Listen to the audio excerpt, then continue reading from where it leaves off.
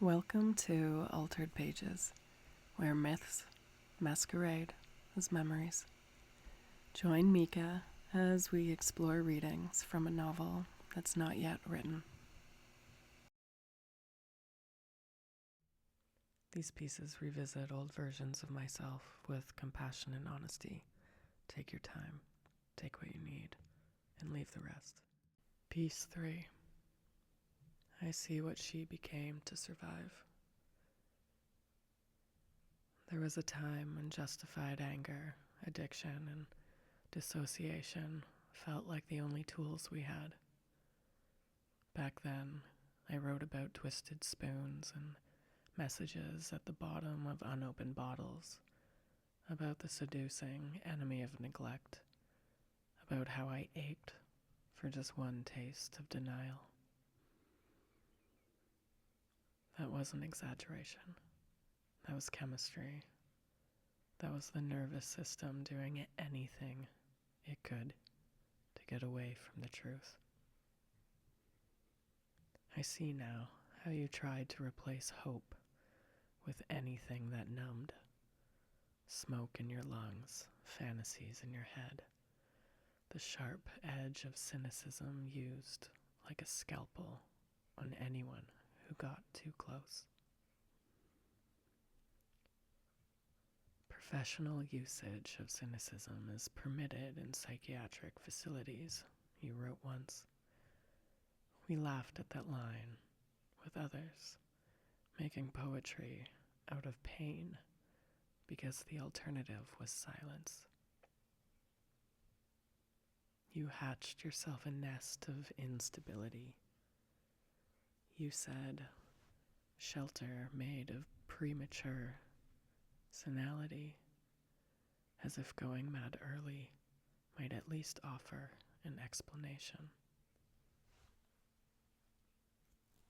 You pulled power out of shock treatments and pills, out of hair growing in strange places, out of the welts on your own wrist from the ropes you untied and retied just to feel the line between staying and leaving.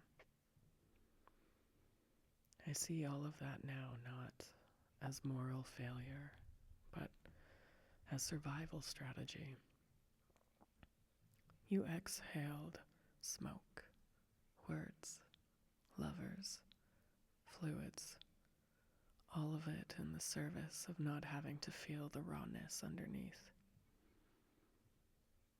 You searched for another truth to annihilate, because the old truths hurt too much to hold. You overcompensated your injuries, hugging yourself only after the stings had already scorched you. You left yourself behind sometimes. You admitted that.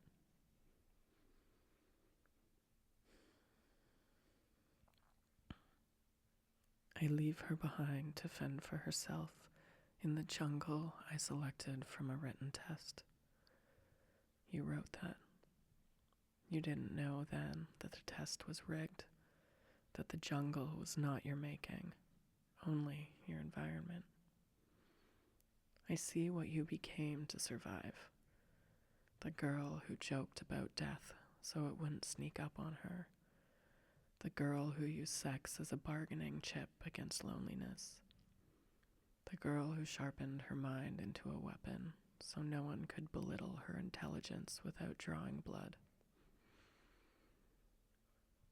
The girl who fake isolated in crowded rooms, afraid that belonging somewhere might hurt worse than being alone. I see you now, clearly, and I am not ashamed of you. You did what you had to do to stay alive long enough for me to exist.